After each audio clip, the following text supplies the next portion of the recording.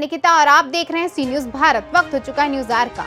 फिल्मों में अक्सर कर ऐसी कहानियां देखने को मिलती हैं, लेकिन लखनऊ का एक ऐसा ही मामला सामने आया है जहां एक महिला के मरने के बाद उसका दाह संस्कार कर दिया गया, लेकिन इसके बाद वो जीवित हो गई और लोगों पर फर्जी एफआईआर कराकर अपने पति के माध्यम से धोखाधड़ी कर रही है।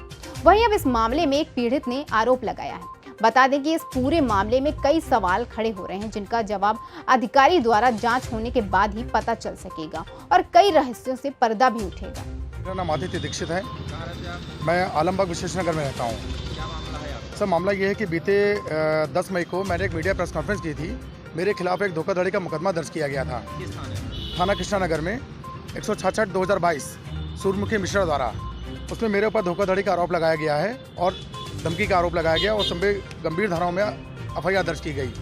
जब मैंने इस पूरी प्रकरण की पूरी जांच की गई तो इस प्रकरण में ये निकल के आया कि इनकी पत्नी, जिसने मेरे पर एफआईआर दर्ज कराई है, वो 2014 में ही मर चुकी है, जिसमें प्रमाण के तौर पे ये दाह संस्कार की रसीद और उनका ये बैनामे कॉपी, ये पूरी पेपर कटिंग है जो और न्यूज़पेपर ने छापे थे उसको।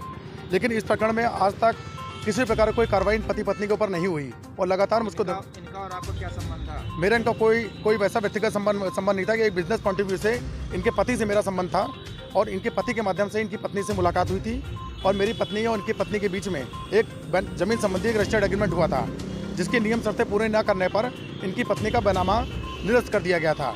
उसी द्वेष भावनाओं में इन्होंने मेरे ऊपर थाना कृष्णानगर में अपने देश भावना से इन्होंने एफआईआर दर्ज कराई मेरे ऊपर बिना किसी जानकारी के। और जिस संबंध में एफआईआर दर्ज कराई उसके दीवानी वाद सिविल कोर्ट न्यायालय में चल रहे हैं, दोनों वाद। उसके बावजूद जो मामले न्यायालय में चल रहे हैं उनका हवाला दरकिनार करते हुए थाना कृष्णानगर में पैसों का लेन देन और दुनिया भर के धमकी का आरोप लगाते हुए गंभीर धारा में आरोप दर्ज कराई मेरे ऊपर। सर, मैंने सभी प्रशासनिक अधिकारियों को लेटर द्वारा डीसीपी मैडम के यहाँ, डीजीपी के यहाँ पेश होकर मैंने अपनी संबंधित बात को रखा, लेकिन अभी तक इन दोनों पति पत्नी के ऊपर कोई कार्रवाई नहीं हुई है। सर, लगातार मुझे धमकी दी जा रही है। किसके द्वारा? प्रभाकर मिश्रा द्वारा, उनकी पत्नी द्वारा, उनके जो गुर्गे हैं उनके द्वारा, उनके अधिवक्ताओं द्वारा, जो पूरी वकील टीम लगी हुई है। और लगातार मुझे कोर्ट में, न्यायालय में धमकी दी जा रही है कि मुकदमा वापस ले लो, दोबारा अगर इनका मामला खोला तो जान से हाथ धो बैठोगे और या तो पैसा देकर मामलों को रफा दफा कर लो। अगर आप क्या चाहते हैं? सर, मैं चाहता हूं कि इन दोनों पति पत्नी का जितना भी चिट्ठा है जो मैंने मीडिया के माध्यम से, आप लोग के माध्यम से खोला है, इनकी पूरी जांच की जाए कि अगर ये वही पत्नी है, अगर 2014 में ये मरी है तो अगर ये जिंदा है तो मरी कौन थी, अगर ये मरी नहीं है तो इसकी पूरी जांच की जाए कि आखिर ये जो मुकदमे इन्होंने मेरे ऊपर फैलाए हैं या तथ्य रखे हैं इन्होंने, तो जो मैंने तथ्य तो उजागर किए हैं उसकी पूरी जांच की जाए कि ये औरत असली में है कौन। अगर ये असली है तो इन्होंने किसको मार के जलाया है, जिसकी दाह संस्कार की रसीद इन्होंने बाकायदा खुद प्रमाणित तौर पर प्रभाकर मिश्रा ने एक बैनामे अपनी पत्नी के मरने की पुष्टि की है।